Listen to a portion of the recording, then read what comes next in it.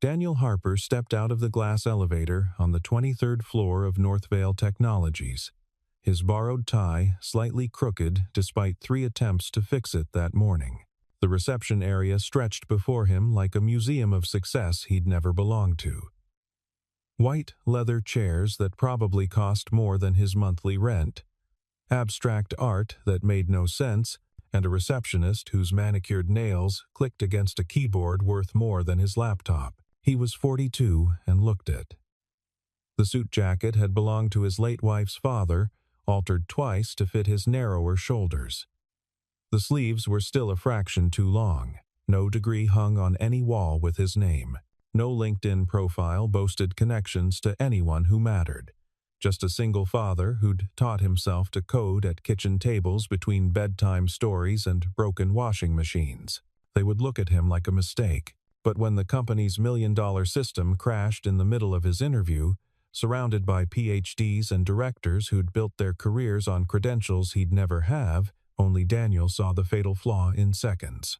And that moment forced an entire building to listen to a man they'd just dismissed. Part 2. Morning Promises. 6 hours earlier, Daniel had knelt beside Mia's bed, watching his 7-year-old daughter sleep with her stuffed rabbit tucked under one arm. The apartment was quiet, except for the refrigerator's hum and the distant rumble of morning traffic on Fletcher Avenue. Dawn light filtered through the thin curtains, touching her face with gold. He'd laid out her clothes the night before. The blue dress with yellow flowers she loved, clean socks without holes, her only pair of shoes that still fit properly. Mrs. Chen from 4B would pick her up for school again. 3rd time this week. 4th, if you counted last Tuesday when the bus broke down and Daniel had been 30 miles away at a hardware store consultation. Daddy? Mia's voice was small, still heavy with sleep. Hey, Bug. She blinked at him, her mother's brown eyes in her small face. Sarah had been gone 3 years, but sometimes the resemblance hit Daniel like a physical thing. Is today the big interview? Yeah. The tech company downtown. The one with the tall building? That's the one. Mia sat up, clutching her rabbit, Mr. Whiskers, named when she was 4 and still treated with the solemnity of a trusted advisor. Will they give you the job? The question landed in his chest, like it always did, hope, mixed with fear, mixed with the weight of every bill on the kitchen counter. The rent notice, the overdue electric, the car insurance he'd been stretching out month by month. I don't know, sweetheart, but I'm going to try my best.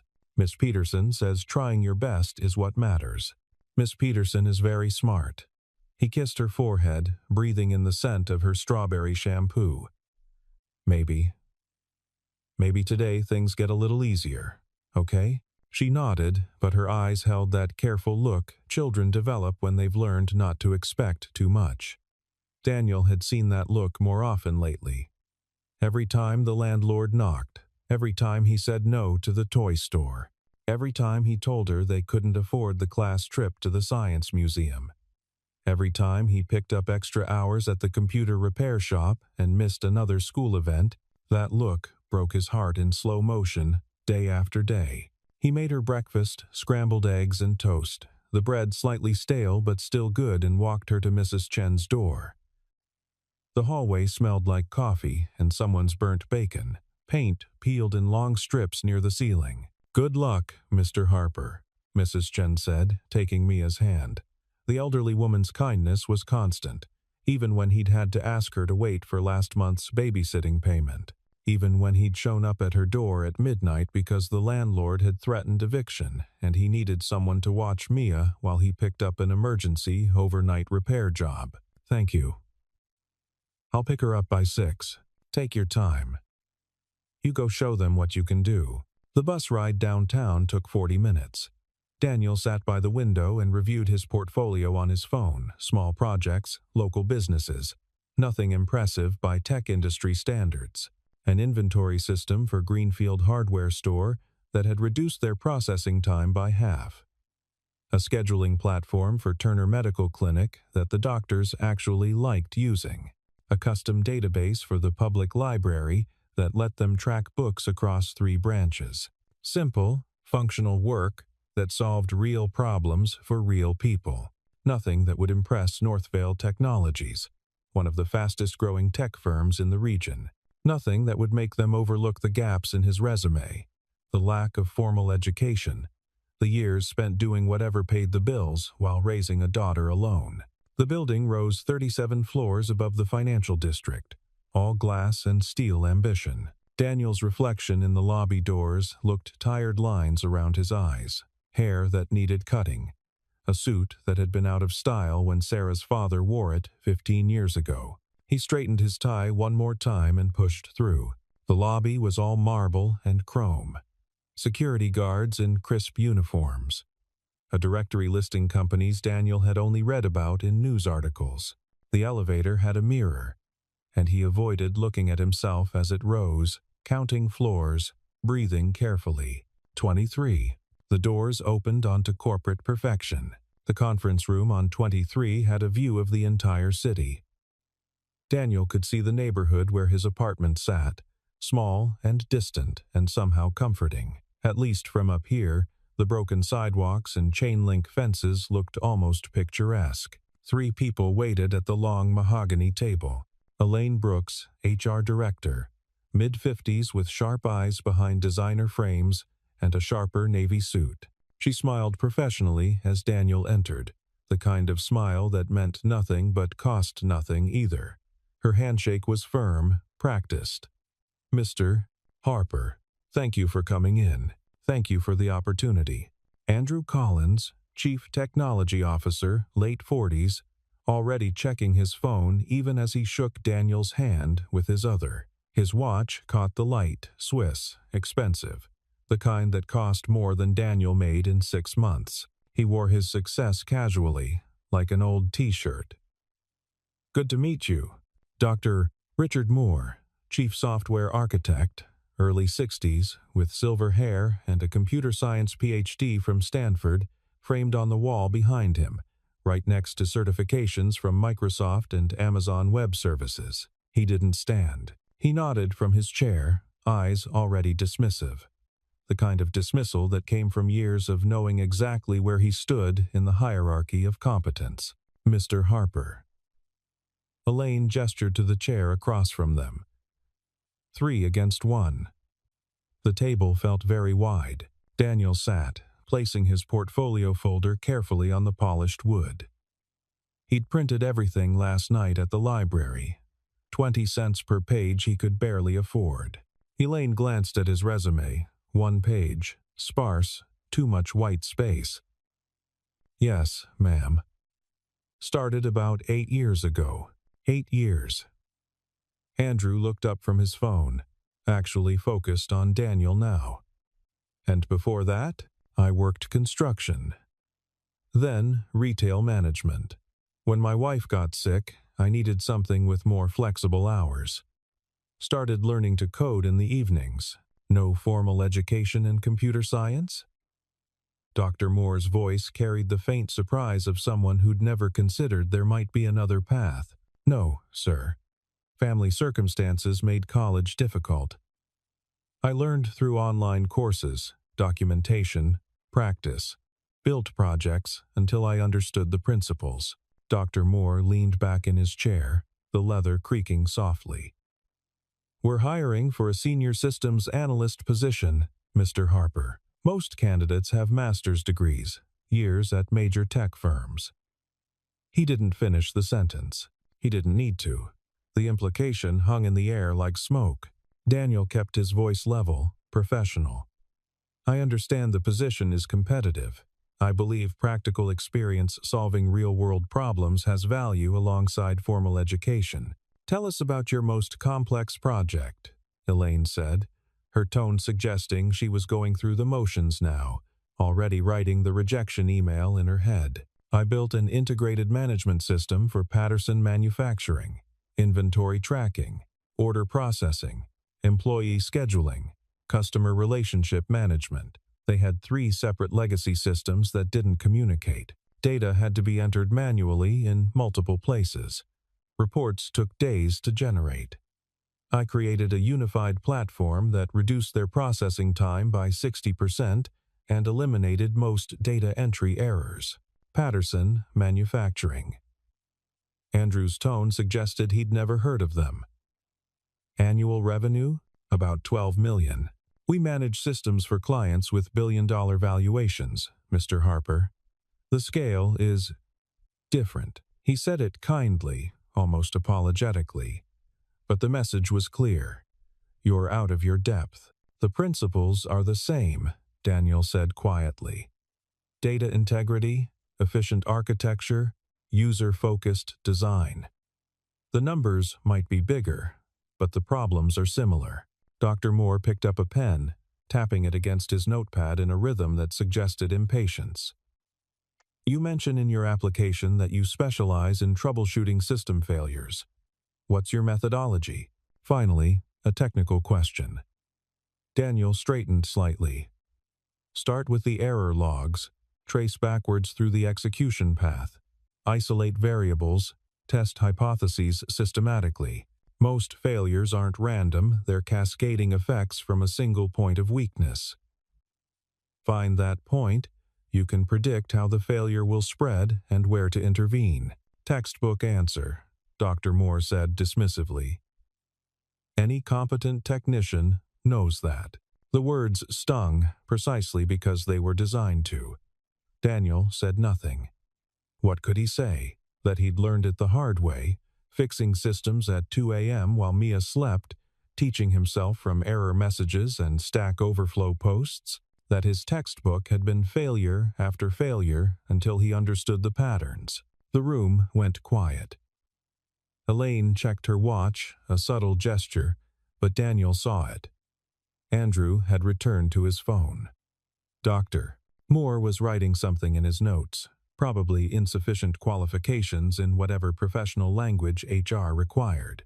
Mr. Harper, Elaine said carefully, I think we need to be honest about expectations. This position requires someone who can work with our existing team, who speaks the language of enterprise-level development, who has credentials our clients will respect, someone who's been in the trenches at major tech companies, who understands the pressures of high-stakes deployments.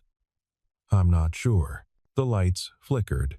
All three of their phones buzzed simultaneously, a discordant chorus of alerts. Andrew looked at his screen and went pale. We need to pause this. The conference room door burst open. A young woman in a Northvale polo shirt stood there, breathless, her professional composure cracking around the edges. Mr. Collins, Dr. Moore, you need to come to the operations center. Now. We're in the middle of, Elaine started. Project Orion just failed. Complete system crash. The Westbridge presentation is in 90 minutes. The temperature in the room seemed to drop. Andrew was already standing, his phone pressed to his ear. Dr. Moore's face had gone rigid, the kind of rigid that came from professional disaster unfolding in real time. What do you mean, complete crash? Dr. Moore demanded. Everything. Authentication, database queries, the entire API layer. The system is generating thousands of errors per minute. Elaine looked at Daniel with an expression somewhere between apologetic and annoyed, like a hostess whose dinner party had just been interrupted by a kitchen fire. I'm sorry. We'll have to reschedule. Please see yourself. But they were already gone, leaving their coffee cups and Daniel's resume scattered on the table like debris. Through the glass wall, Daniel could see people hurrying past in that particular half-run of professionals trying not to look panicked. Phones rang in overlapping sequences. Voices rose in pitch. The calm corporate atmosphere had shifted into something urgent and afraid. He stood, gathering his folder. This was it. Another failed interview. Another evening telling Mia he'd tried his best. Another week watching the bank account number get smaller while the bills stayed the same size. Another month of rice and beans and explaining why they couldn't afford new shoes yet. The familiar weight of failure settled on his shoulders. Then he saw the screen in the operations center across the hall. Lines of red text scrolling faster than anyone could read. Error messages compounding. Multiplying like bacteria in a petri dish.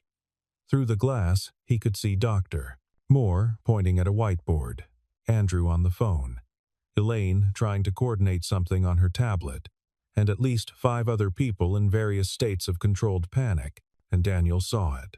Not the solution, not yet, but the pattern, the signature of a specific type of failure he'd encountered before at Patterson Manufacturing, when their order system had created a feedback loop that nearly corrupted their entire database. He'd been up for 36 hours straight fixing that one, learning exactly how cascading failures propagated through integrated systems. He should leave. They'd forgotten about him. This wasn't his problem. He had no authority here, no credentials, no reason to think they'd listen to anything he said, but his feet carried him to the operations center door anyway. The room was chaos-controlled barely by professionalism.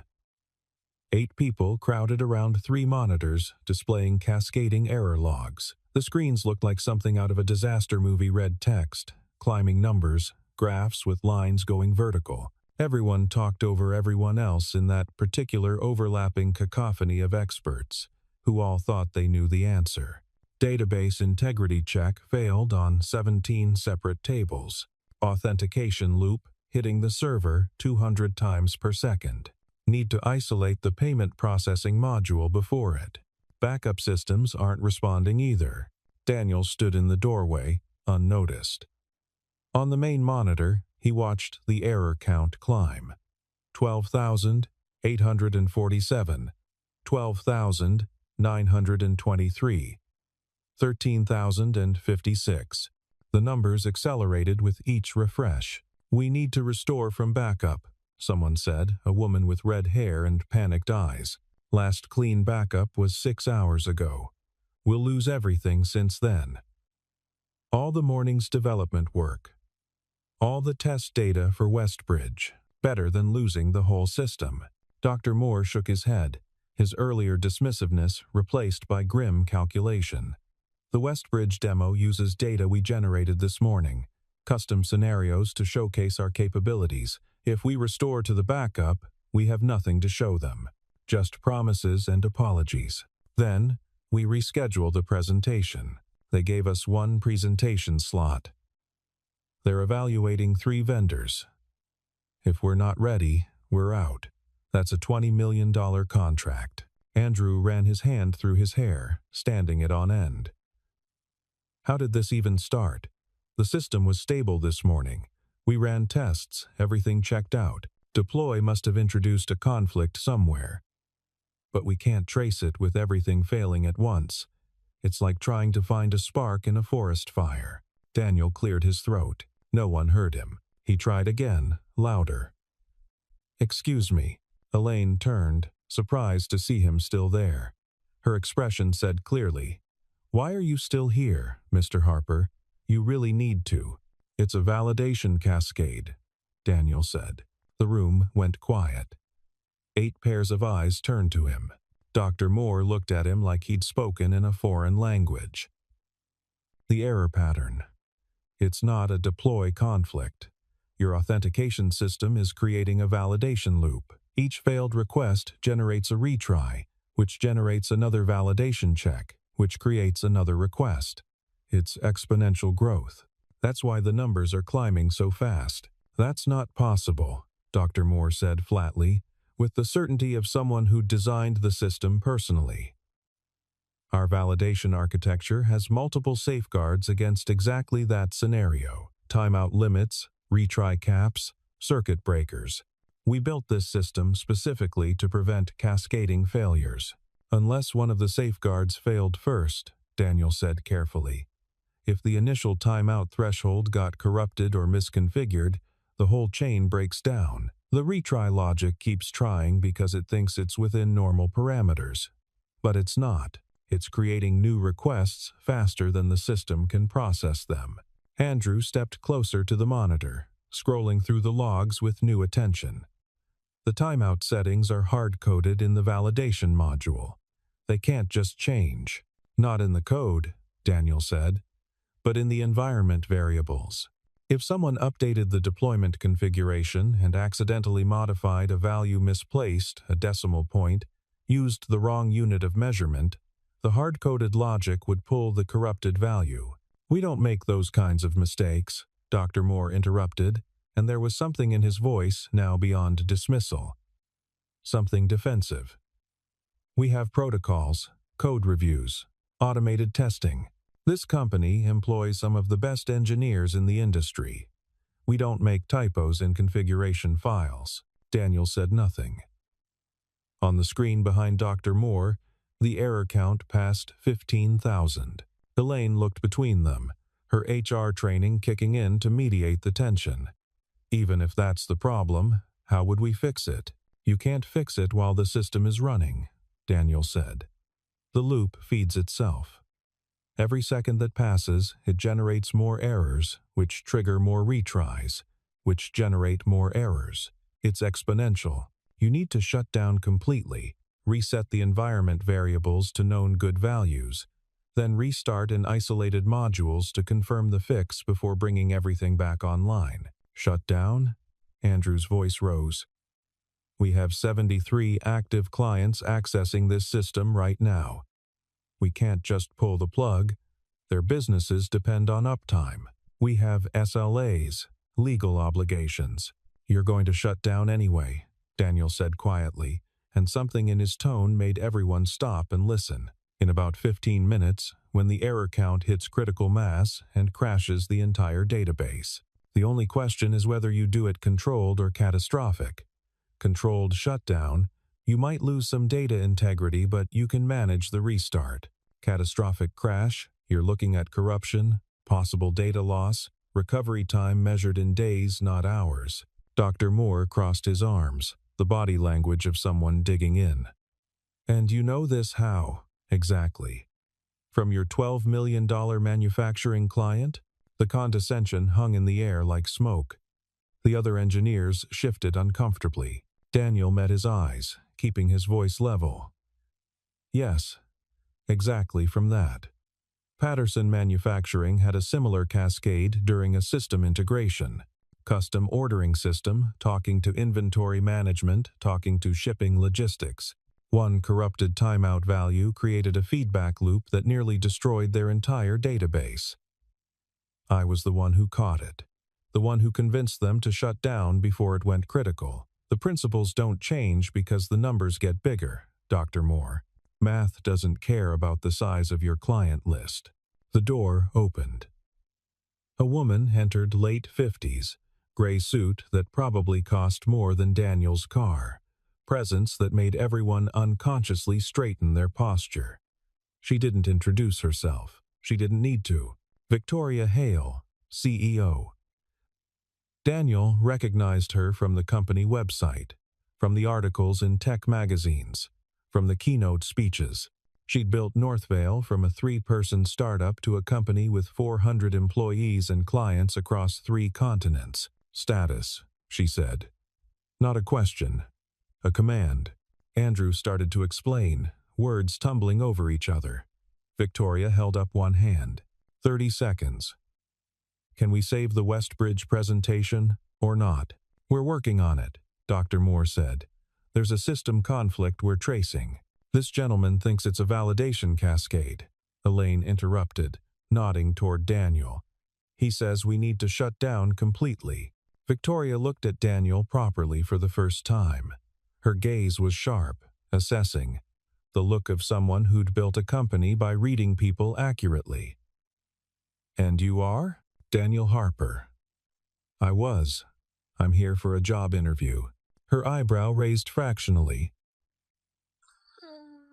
"What's your background?" "Self-taught. Small-scale systems. No formal credentials. And you think you've diagnosed in 5 minutes what my team hasn't figured out?" The question could have been hostile, but it wasn't. It was genuine curiosity. "I think I recognize the pattern," Daniel said.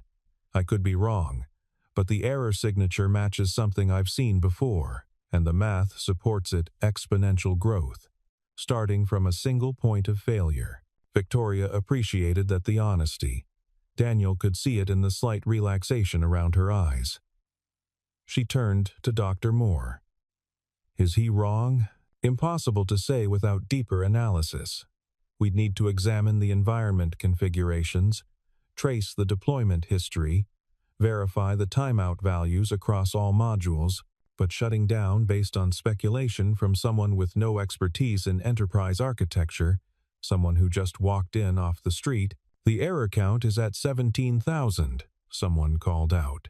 Victoria walked to the monitor, studied it for 10 seconds of absolute silence. Everyone waited. The numbers kept climbing. 17,234. 17,509. 17,721. Mr. Harper, she said without turning around. If we shut down right now, how long to fix and restart? Depends on the system complexity and how modular the architecture is. If it's what I think it is, a simple configuration error, the fix itself takes minutes. Testing and verification before restart. That's the time-consuming part. You need to bring modules online, one at a time. Verify each layer.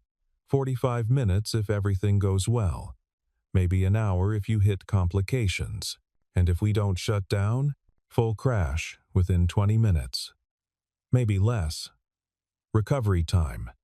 Daniel paused, choosing his words carefully. Unknown. Could be hours if you're lucky. Could be days if the cascade corrupts the core database tables, and there's no guarantee you'd recover all the data. She looked at her watch, simple, elegant, nothing showy. Westbridge arrives in 70 minutes. The room was silent except for the computer fans and someone's nervous breathing and the faint sound of phones ringing in other offices. Shut it down, Victoria said. Dr. Moore stepped forward.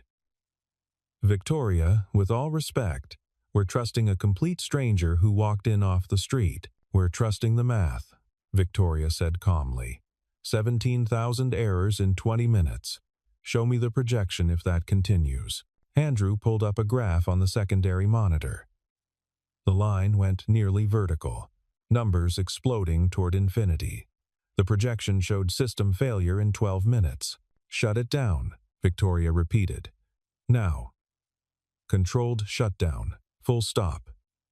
Mr. Harper, you have 1 hour. If you're right, we'll talk. If you're wrong, you leave, and we never mention this again. Clear? Daniel nodded. Dr. Moore, give him access.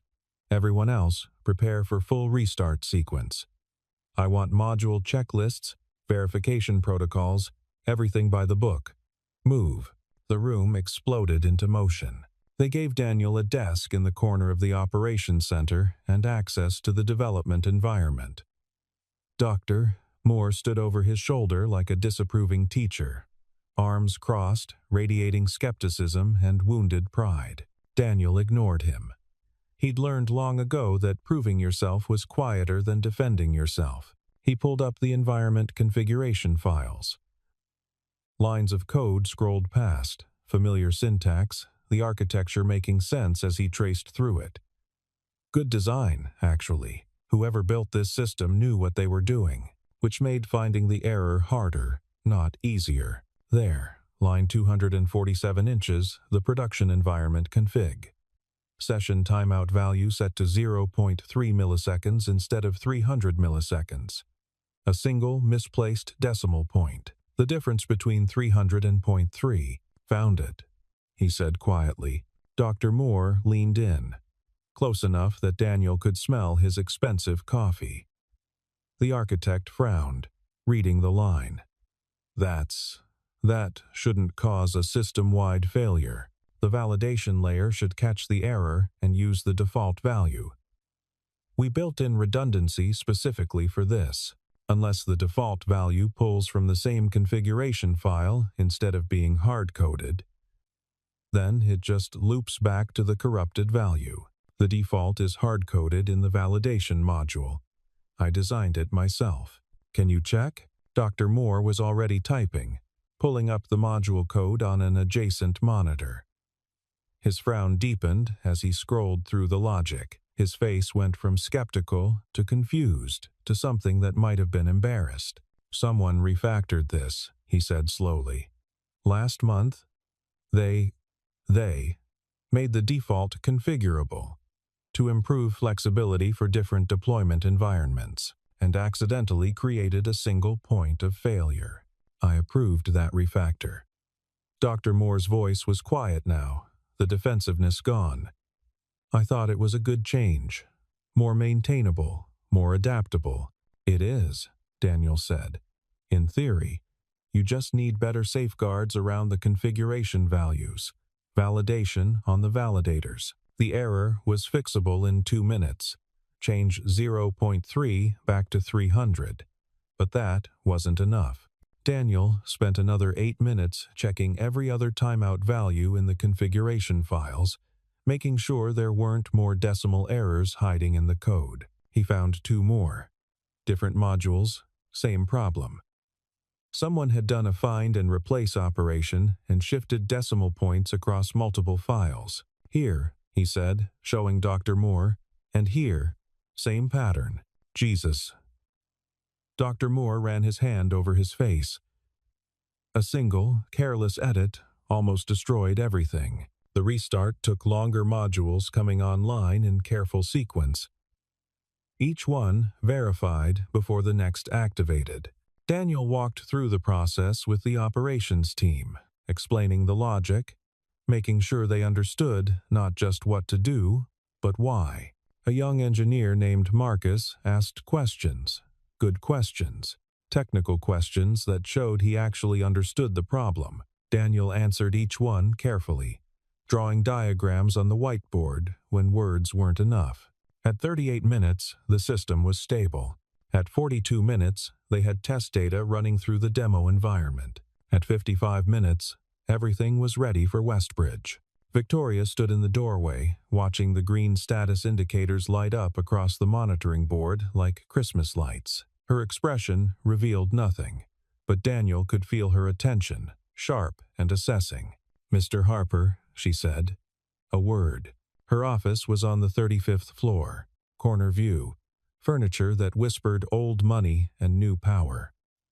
Bookshelves lined one wall not for show, actually read, with notes sticking out and worn spines. A photo on the desk showed her with 2 teenage kids, all 3 laughing at something off camera. She didn't sit behind the desk. She took one of the chairs by the window and gestured for Daniel to take the other. Equal level. Deliberate choice. "Tell me why you came to this interview," she said. The question caught him off guard. "I need work. I saw the job posting. The salary range would change things for my family. You knew you weren't qualified." On paper. On paper, no. So why waste your time? Why waste ours? Daniel looked out the window at the city. Somewhere down there, Mia was in school, learning about fractions or state capitals or whatever second graders learned, trusting that her father would figure things out. Because sometimes the paper doesn't tell the whole story. And I thought maybe, if I got in the room, someone might see past it. See what I could actually do, not just what my resume said I couldn't. Were you right? He smiled slightly, without humor. No. Your team saw exactly what the paper said. Maybe less. But you stayed anyway. Even after the interview fell apart. You could have left. Should have left. Instead, you walked into a crisis that had nothing to do with you. I saw people with a problem I knew how to solve. Seemed wrong to just walk away. Victoria was quiet for a moment, her eyes on the city below. The senior analyst position has been filled. We hired someone last week, Stanford graduate, 5 years at Google. Your interview today was administrative oversight. My assistant should have canceled it. I'm sorry you came all this way for nothing. Daniel's chest tightened. Of course, I understand. However, she leaned forward. I'm creating a new position, junior systems analyst. You'll work under Dr. Moore, supporting the operations team, troubleshooting, optimization, whatever they need. You'll have access to our training programs, professional development courses, mentorship from our senior engineers. In 2 years, if you prove yourself, we'll sponsor your formal certifications. maybe even a degree program if you're interested. Salary is $68,000 to start, with standard benefits package. Daniel couldn't speak. $68,000, more than double what he made now cobbling together freelance work and repair jobs. Health insurance, dental, a 401k. You'll be on probation for 6 months, Victoria continued, her tone matter of fact.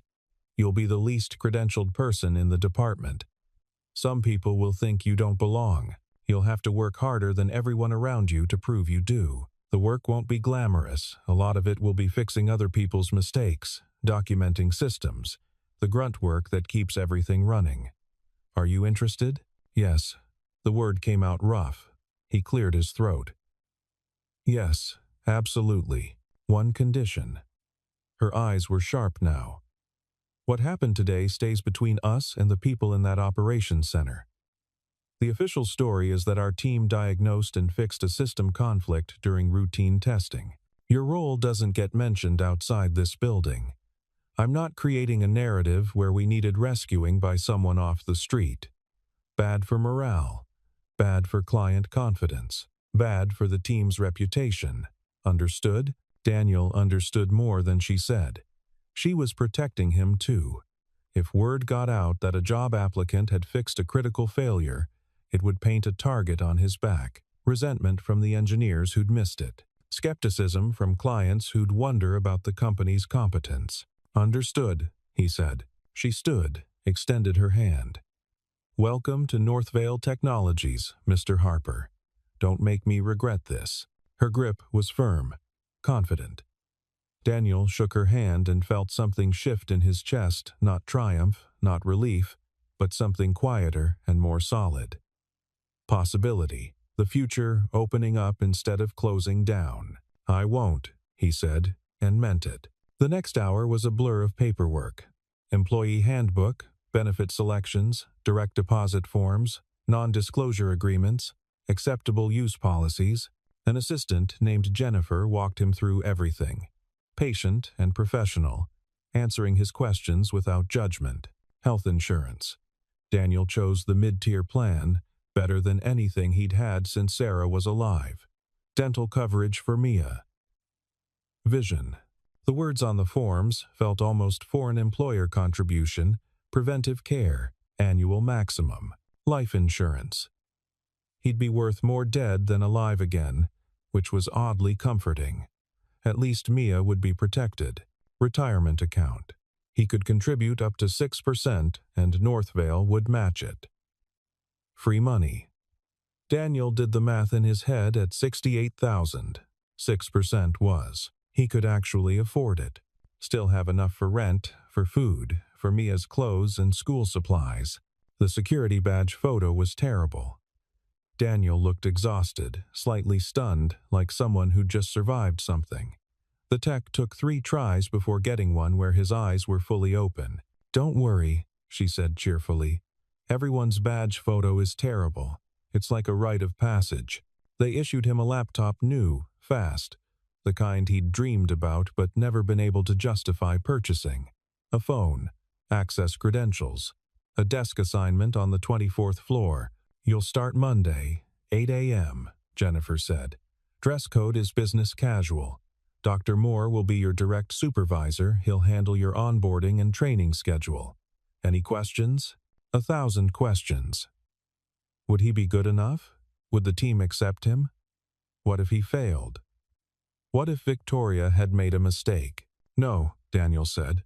Thank you. Dr. Moore appeared in the doorway. The architect looked different somehow, the earlier defensiveness gone, replaced by something more complicated. Respect, maybe, or at least acknowledgement. Harper, he said. Walk with me. They went to the operations center. The crisis had passed, but people were still there.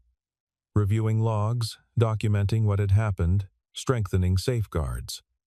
Marcus waved when he saw Daniel. I was wrong about you, Dr. Moore said abruptly. About your qualifications, your experience. I made assumptions based on credentials and ignored competence. That's a mistake I shouldn't have made. You were protecting your team, Daniel said. Your work. That's not wrong. It is when it makes you blind. Dr. Moore turned to face him fully. You'll be working under me. I won't make it easy just because you saved our contract. You'll need to prove yourself every day. Learn our systems. Earn the team's trust. But I'll give you a fair chance. More than I gave you this morning. That's all I'm asking for. Good. Dr. Moore almost smiled. Welcome to the team. Try not to make the rest of us look too bad. Daniel left the building at 5:47 p.m. The city was shifting into evening, streetlights beginning to glow. Office workers flooding the sidewalks toward buses and train stations. The air smelled like exhaust and someone's food cart and the particular smell of a city at the end of a workday. He'd signed papers, read through the employee handbook, been issued a security badge with his photo, his name, and the words Northvale Technologies in blue letters. The badge felt heavy in his pocket, solid and real. The bus was late. Daniel stood at the stop, watching traffic, replaying the day in fragments. Dr. Moore's skepticism. The error logs scrolling red. Victoria's calm decision to shut down millions of dollars of active systems based on the word of a stranger. The moment when the system came back online and everyone had exhaled together, his phone buzzed. Mrs. Chen, Mia's getting worried. He texted back. On my way. Traffic, 20 minutes. The bus came. Daniel sat in the back, his reflection ghostly in the darkening window. $68,000 a year. Health insurance. Dental. A 401k with employer matching. Paid vacation. Words that had seemed like fairy tales that morning. He got off at Fletcher Avenue and walked the 3 blocks to the apartment building. The sidewalks were cracked, weeds growing through. Someone's car had a flat tire. The streetlight on the corner still flickered like it had for months. His neighborhood, familiar and worn and somehow more precious now. Mrs. Chen's door opened before he could knock. Mr. Harper. How did... Mia burst past her, wrapping her arms around Daniel's waist. You're late. I thought something bad happened. I thought maybe the interview was bad, and you were sad, and didn't want to tell me. He knelt down, pulling her close, breathing in her strawberry shampoo and the slight smell of playground dirt. I'm sorry, Bug. The interview ran long. There were complications. She pulled back, studying his face with those careful brown eyes. Did you get it? The question hung in the air. Daniel could see Mrs. Chen in the doorway, hands clasped together, hoping. Could see Mia trying not to hope too much, protecting herself from disappointment. Yeah, he said. Yeah, I got it. Mia's eyes went wide. Really? Really? I start Monday. She hugged him again, tighter this time, and he felt her small body shake with something between laughter and tears. Mrs. Chen smiled from the doorway, her eyes bright. Does this mean we don't have to move? Mia whispered against his shoulder. The question broke something in Daniel's chest. She'd been afraid. Of course she'd been afraid. She'd heard him on the phone with the landlord. Heard the worry in his voice even when he tried to hide it. Felt the weight of his stress even when he smiled. We don't have to move, he said. We can stay right here. In this apartment, in your school, with your friends. Everything stays the same. Except it gets a little easier now. They thanked Mrs. Chen Daniel, promising to bring her the overdue payment on Friday with some extra for her patients, and went inside. The apartment looked exactly the same. Same cramped kitchen, same worn furniture, same water stain on the ceiling from last year's leak. But warmer somehow. More solid. Daniel made dinner spaghetti with sauce from a jar. Garlic bread, the salad Mia always picked at, but he served anyway because vegetables mattered. They ate at the small table by the window, Mia chattering about school, about the art project she was working on, about how Tommy Anderson said his dad worked in a tall building too, and now her dad did also, and wasn't that cool? Really cool. Daniel agreed, twirling spaghetti on his fork. After dinner, after bath time, after 2 bedtime stories and 1 song, Daniel sat on the edge of Mia's bed, watching her fight sleep the way she always did. "Daddy?" she said, her voice thick and drowsy. "Is it going to be okay now? Really okay?" He smoothed her hair back, the way Sarah used to. "It's going to be better. Not perfect, not easy, but better. We'll have enough money for rent, for food, for new shoes when you need them. Maybe even for that science museum trip your class is planning." "Really?" "Really." She nodded, satisfied, and her eyes finally closed. Within minutes, her breathing had evened out into sleep. Daniel sat there a while longer, watching her chest rise and fall, her rabbit tucked under one arm. He thought about Sarah, about how proud she'd be, how scared she'd been at the end, worried about leaving them, about how Daniel would manage. He wished she could know, wished he could tell her. "We made it. We're going to be okay."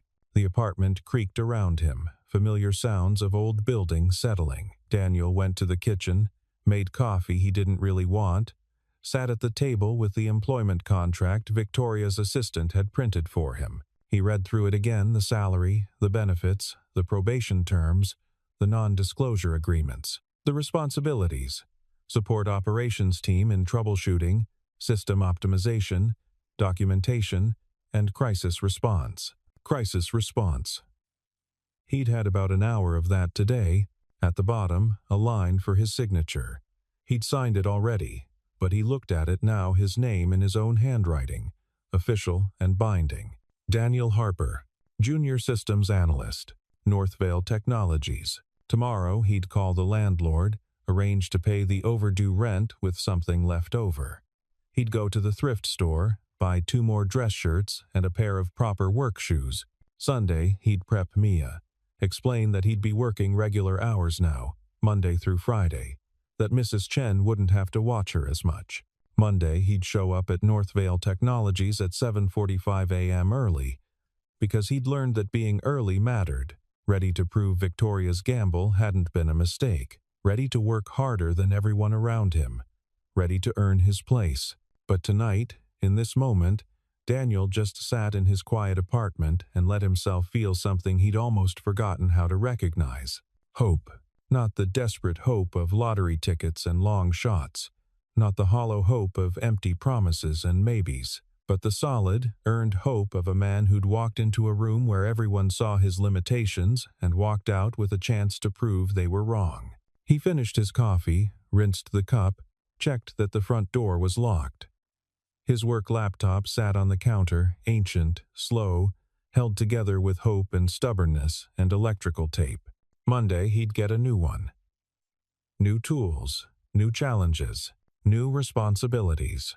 Daniel turned off the kitchen light and stood in the darkness of his apartment, listening to the familiar sounds, the refrigerator humming, the distant traffic, the settling of old building bones, the steady breathing of his daughter in the next room.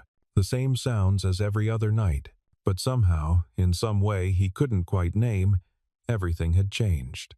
Not because he'd been rescued, not because someone had taken pity on him, but because when it mattered, when the room full of experts was frozen by panic and professional pride, he'd seen clearly. He'd spoken up, he'd been right, and someone had listened. That was worth more than the salary, more than the title, more than the security badge in his pocket.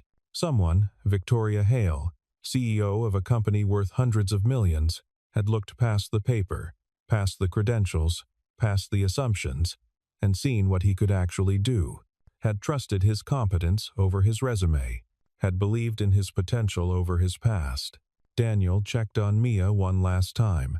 She'd kicked off her blanket, clutched her rabbit close, smiled slightly in her sleep at some dream he'd never know about. He covered her gently, kissed her forehead, whispered, "We made it, bug." Then he went to his own room. The contract sat on his dresser, official and real. He'd frame it tomorrow, not to brag, but to remember that sometimes, on ordinary Thursdays in borrowed suits, impossible things could happen, That the person everyone dismissed could be the person everyone needed. That credentials opened doors, but competence kept them open. That sometimes, just sometimes, trying your best was exactly enough. Daniel set his alarm for 6 a.m. Monday would come soon enough, with its challenges and its skeptics and its hard work ahead. But he'd faced worse. He'd survived worse. He'd built a life from nothing after Sarah died, taught himself an entire profession in midnight hours, kept his daughter safe and fed and loved through years that tried to break them. And now, finally, he had something more than survival to work toward. He had a future.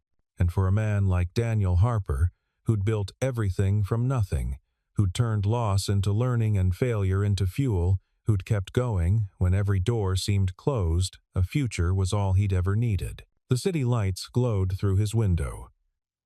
Somewhere across town, Northvale Technologies stood against the night sky, 37 floors of glass and steel and possibility. On Monday, Daniel would walk through those doors not as an applicant, not as a mistake, but as someone who belonged. But tonight, he was just a father who could finally tell his daughter the truth she'd been afraid to believe. Things were going to be okay, not because of luck, not because of pity, but because when it mattered most, he'd known what to do. And that knowledge, earned through years of quiet work in small rooms on forgotten projects, had finally been enough.